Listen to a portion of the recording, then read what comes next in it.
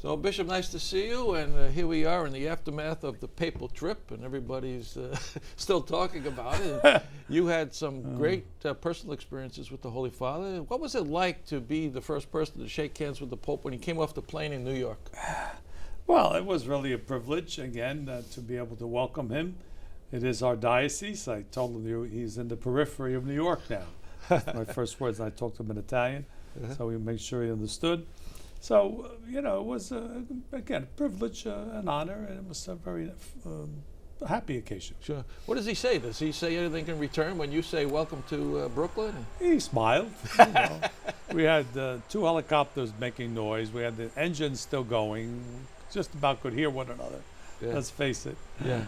And then from the airplane, you went over to the crowd at the arrival there. And that was a pretty... Well, he spotted somebody on a stretcher, and he went right over, and then he took care of all of the people who were in the front row, who were our sick people, and he stopped with each one of them, caressed them, said some nice words. I mean, the 100-year-old lady who came out of the nursing home for the occasion was actually her birthday, so he called over and got a very nice pair of rosary beads for her. So wow. Was nice. That was nice. And then he even held up one of the Pope dolls. Yes. He got one of those. And I think at that point, they had a car. I don't know if you noticed it, but they had a car waiting for him to get into the car and drive him to the helicopter. But he decided to walk. He had no part of that. Well, that was kind of an emergency car, believe it or not. It was for an emergency, or if he wanted to walk over. So they didn't use it. He walked. Yeah. And you got to ride in one of the helicopters. You weren't in the one with the Pope, were you? No. There were 3 other helicopters that were bringing his staff who had come on the plane. So I got a seat on one of those. Mm-hmm.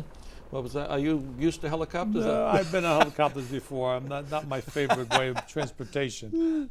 At so many other sites, you made the rounds with the Holy Father. You went up to East Harlem with him, I think, at the school. What was that like? Because that was really basically a theme of immigration, right? Well, first he met with the school children, which was very good. I wasn't exactly there in time for that. But he really did a very good job with the immigrant. He seemed to be enthused and animated. He spoke well about, the welcoming of immigrants, what the experience is like.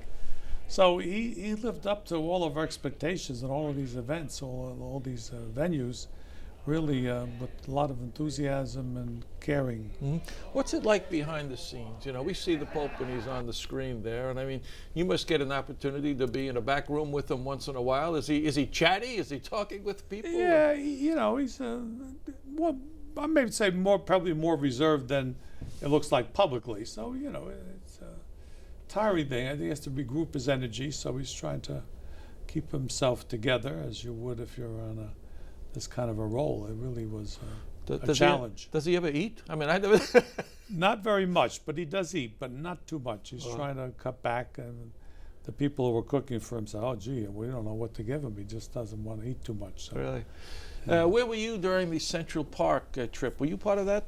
Yeah, we came down from Harlem in one of the cars behind, and that was interesting to see the crowds, 40, 30 deep in some of the areas, enthusiasm, and he got into the Pope-mobile and did the rest of it that way. So that was really good. It was a good welcome for him.